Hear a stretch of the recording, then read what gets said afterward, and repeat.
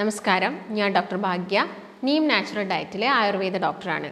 നമുക്കെല്ലാവർക്കും വെയിറ്റ് കൂടുന്ന സമയത്ത് ചിലപ്പോഴെങ്കിലും വരുന്നൊരു ബുദ്ധിമുട്ടാണ് ഹൈ പ്രഷർ എന്ന് പറയുന്നത്.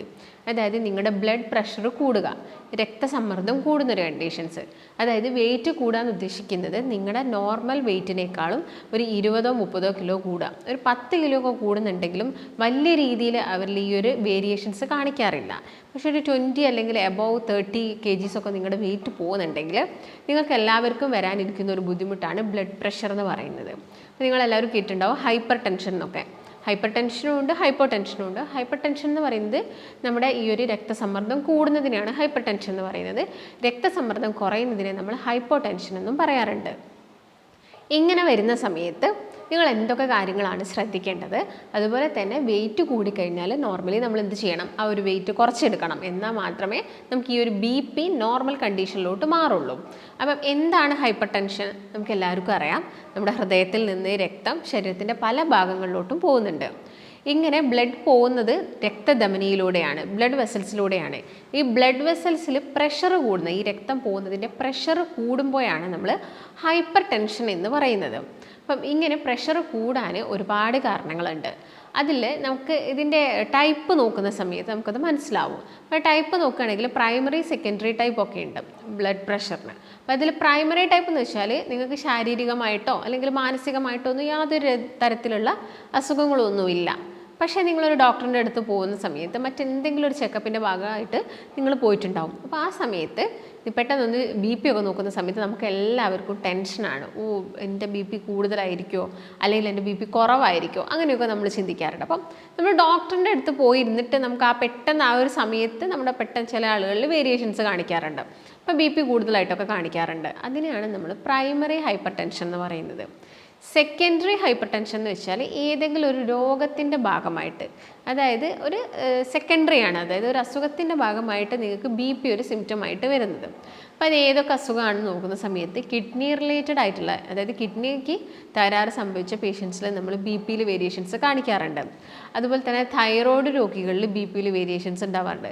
ഹോർമോണൽ ഇംബാലൻസ് ബോഡിയിൽ നടക്കുന്നുണ്ടെങ്കിലും BPയിൽ നല്ല രീതിയിലുള്ള വേരിയേഷൻസ് ഉണ്ടാവാറുണ്ട്.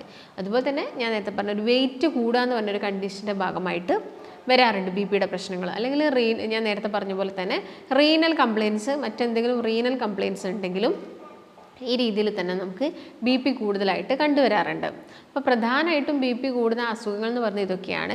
പിന്നെ കിഡ്നിക്ക് തകരാറ് സംഭവിക്കുന്നത് ചിലപ്പം ഡയബറ്റിസ് കൺട്രോൾഡ് അല്ലാതെ ആയിട്ട് നമ്മുടെ കിഡ്നിക്ക് തകരാറ് സംഭവിക്കാറുണ്ട്. അപ്പോൾ അതിൻ്റെ ഭാഗമായിട്ടൊക്കെ നമുക്ക് എന്താവാം, BP കൂടുതലായിട്ട് കണ്ടുവരാറുണ്ട്. ചില മെഡിസിൻസ് ഒക്കെ എടുത്തു കഴിഞ്ഞാൽ ചില ആളുകളിൽ, ഒരു പ്രായമായിട്ടുള്ള ആളുകളിലൊക്കെ നമ്മൾ BP കാണാറുണ്ട്. പിന്നെ ഡയബറ്റിസ് കുറേ കാലമായിട്ട് വന്നിട്ട് അത് കിഡ്നീനെ ബാധിച്ചിട്ട് വരുന്നത്. അപ്പോൾ അതൊക്കെ മാലിഗ്നൻ ഹൈപ്പർ ടെൻഷൻ എന്നൊക്കെ നമുക്ക് പറയാൻ പറ്റും. അപ്പം ഇങ്ങനെയൊക്കെയുള്ള ഹൈപ്പർ ടെൻഷൻസ് ഒക്കെ കാര്യങ്ങളൊക്കെ വരുന്ന സമയത്ത് നമുക്ക് ഒരുപാട് സിംറ്റംസ് വരും. തലവേദന വരും, തല കറക്കം അനുഭവപ്പെടാം, ഓക്കാനം വരാം, ഛർദി. ചില പേഷ്യൻസിന് പ്രധാനമായിട്ട് വരുന്നതാണ് ഓക്കാനം, ഛർദിയൊക്കെ. അപ്പോൾ അത് പല അസുഖങ്ങളുടെ ഭാഗമായിട്ടും വരും. അതുപോലെ തന്നെ BP കൂടിക്കഴിഞ്ഞാലും നമുക്കിത് വരാം. അതുപോലെ തന്നെ ക്ഷീണം വരാം, ഉറക്കമില്ലായ്മ വരാം, അതിൻ്റെ ഭാഗമായിട്ട് വിശപ്പില്ലായ്മ വരാം. ഇങ്ങനെയുള്ള സിറ്റുവേഷൻസൊക്കെയാണ് ഹൈ BP പേഷ്യൻസിൽ കണ്ടുവരുന്നത്. അപ്പം അവരിൽ ഭയങ്കര കോമൺ ആയിട്ട് നമുക്ക് പറയാൻ പറ്റുന്നൊരു കണ്ടീഷൻ എന്ന് പറയുന്നത് ഞാൻ നേരത്തെ പറഞ്ഞ പോലെ തന്നെ തലവേദനയും തലകറക്കവുമാണ്.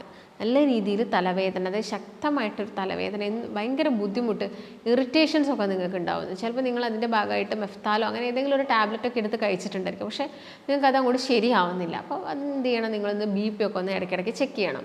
പിന്നെ പാരമ്പര്യമായിട്ട് BP അത് നിങ്ങളുടെ പാരൻസിനൊക്കെ BP ഉണ്ടെങ്കിൽ നമുക്കും വരാനുള്ള ചാൻസസ് ഒക്കെ കൂടുതലാണ്. അപ്പം അങ്ങനെ ഒരു ഹിസ്റ്ററി ഉണ്ടെങ്കിൽ നിങ്ങൾ ആദ്യമേ അത് മോണിറ്റർ ചെയ്യുന്നതൊക്കെ എപ്പോഴും നല്ലതാണ്.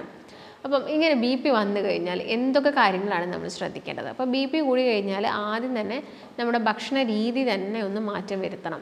പിന്നെ ഒരു പ്രധാനപ്പെട്ട കോസ് എന്ന് പറയുന്നത് വെയിറ്റ് ഗെയിൻ ആണ്. നമുക്ക് ക്രമാതീതമായിട്ട് കൂടുന്ന വെയിറ്റ്, നമ്മുടെ ശരീരഭാരം കൂടുന്നുണ്ടെങ്കിൽ BP ഉണ്ടാവാനുള്ള ചാൻസസ് കൂടുതലാണ്. അപ്പോൾ ശരീരഭാരം കുറയ്ക്കുക എന്നുള്ളതാണ് ആദ്യം ചെയ്യേണ്ടത്.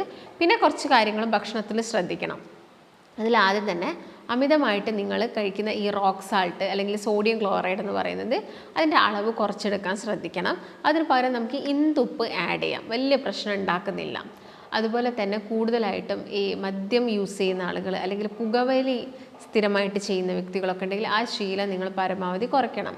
പിന്നെ കൂടുതലായിട്ട് നമ്മൾ ഫ്രൂട്ട്സ് ആൻഡ് വെജിറ്റബിൾസ് സെലക്ട് ചെയ്ത് കഴിക്കണം. പിന്നെ അമിതമായിട്ട് നിങ്ങൾ വെയിറ്റ് കൂട്ടുന്ന ഫുഡുകളാണ് അന്നജവും അതുപോലെ തന്നെ ഷുഗറും. അപ്പോൾ അതിൻ്റെ അളവും താരതമ്യേന കുറച്ചെടുക്കണം. ഉപ്പ് എന്ന് പറയുന്നത് വളരെ കുറവായിട്ട് മാത്രം നമ്മൾ കഴിക്കാൻ പാടുള്ളൂ. അപ്പോൾ ഷുഗറും അതുപോലെ തന്നെ കാർബോഹൈഡ്രേറ്റും നിങ്ങൾക്ക് കുറച്ചെടുക്കണം ഇതിൻ്റെ കൂടെ തന്നെ. അതാണ് പ്രധാനമായിട്ടും നിങ്ങൾ ശ്രദ്ധിക്കേണ്ടത്. അപ്പം ഇതിൽ നമ്മൾ കഴിക്കേണ്ട ചില ഫുഡ് ഐറ്റംസ് ഉണ്ട്, അതുപോലെ തന്നെ ഒഴിവാക്കേണ്ടത് ഫുഡ് ഐറ്റംസ്. ഒഴിവാക്കേണ്ടത് പറയുന്നത് ഒന്ന്, ഉപ്പ് കൂടുതൽ മിക്സിങ് വരുന്ന ഫുഡുകൾ ഏതൊക്കെയാണോ അത് നിങ്ങൾ ഒഴിവാക്കണം. ഇപ്പം ഉണക്കമീൻ നമുക്കറിയാം, അച്ചാർ അറിയാം, അതുപോലെ തന്നെ കൂടുതലായിട്ടും പിക്കിൾ ചെയ്ത് വെക്കുന്ന വെജിറ്റബിൾസ് ഉണ്ട്. അങ്ങനെ പിക്കിൾ ചെയ്ത് വെക്കുന്ന വെജിറ്റബിൾസ് ഇതൊക്കെ എന്ത് ചെയ്യുക, അമിതമായിട്ട് കഴിക്കുന്ന ശീലം ഉണ്ടെങ്കിൽ സാവധാനം നിങ്ങൾ എന്ത് ചെയ്യുക, കുറച്ചുകൊണ്ട് വരിക. പെട്ടെന്നൊരു ദിവസം നിങ്ങൾക്ക് കുറയ്ക്കാൻ ബുദ്ധിമുട്ടായിരിക്കും. അപ്പോൾ നിങ്ങൾ എന്ത് ചെയ്യുക, പതുക്കെ പതുക്കെ ആ ശീലങ്ങൾ നിങ്ങൾ ഒഴിവാക്കാൻ വേണ്ടിയിട്ട് ശ്രദ്ധിക്കുക. ഇതിൻ്റെ കൂടെ നിങ്ങൾ കഴിക്കേണ്ട കുറച്ച് കാര്യങ്ങളാണ് പ്രധാനമായിട്ടും ബീട്രൂട്ട് നിങ്ങളുടെ ഭക്ഷണത്തിൽ ഉൾപ്പെടുത്തുക.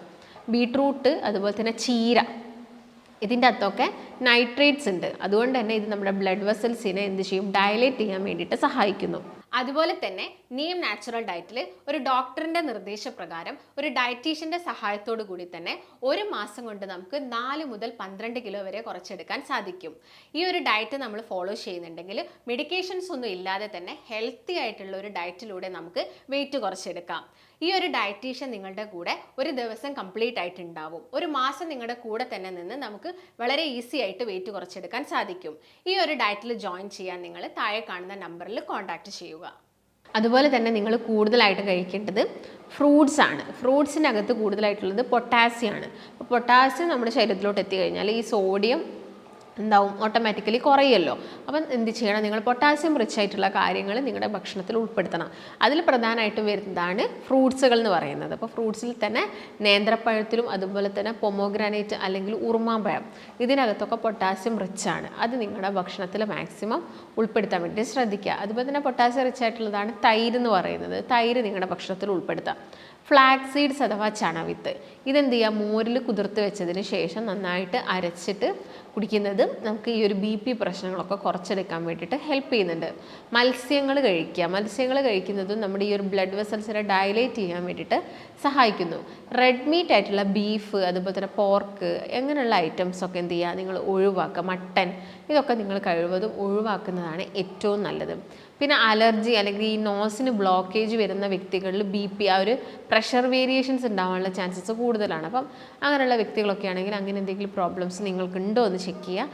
അതിന് വേണ്ട പ്രോപ്പറായിട്ടുള്ള ട്രീറ്റ്മെൻറ്റ്സും കാര്യങ്ങളൊക്കെ പ്രത്യേകം എടുക്കണം. അതുപോലെ തന്നെ നിങ്ങൾ ഭക്ഷണത്തിൽ ഉൾപ്പെടുത്തേണ്ടതാണ് വെജിറ്റബിൾസ് എന്ന് പറയുന്നത്. ഞാൻ ഫ്രൂട്ട്സ് പറഞ്ഞു, സെയിം അതുപോലെ തന്നെ നിങ്ങൾ നന്നായിട്ട് വെജിറ്റബിൾസൊക്കെ കുക്ക് ചെയ്ത് കഴിക്കുക. അതുപോലെ തന്നെ സാലഡ്സൊക്കെ നിങ്ങളുടെ ഭക്ഷണത്തിലൊക്കെ ഉൾപ്പെടുത്താനൊക്കെ ഒന്ന് പ്രത്യേകം ശ്രദ്ധിക്കണം. അതുപോലെ തന്നെ ചീരയും ഇലക്കറികളൊക്കെയാണ് കൂടുതലായിട്ട് നിങ്ങൾ ഭക്ഷണത്തിൽ ഉൾപ്പെടുത്തേണ്ടത്. അപ്പം ഇതൊക്കെ കഴിക്കുമ്പോൾ തന്നെ നമ്മുടെ BP ഒക്കെ ഒരു നോർമൽ റേഞ്ചിലോട്ട് വരും. അതുപോലെ തന്നെ വാൾനട്ട് നല്ലതാണ്. നട്ട്സിൻ്റെ കേസ് നോക്കുകയാണെങ്കിൽ വാൾനട്ടും ബദാമും കുഴപ്പമില്ല. വാൾനട്ട് ഒരു ചെറിയൊരു പിടി മാത്രം നിങ്ങൾ കഴിക്കുക.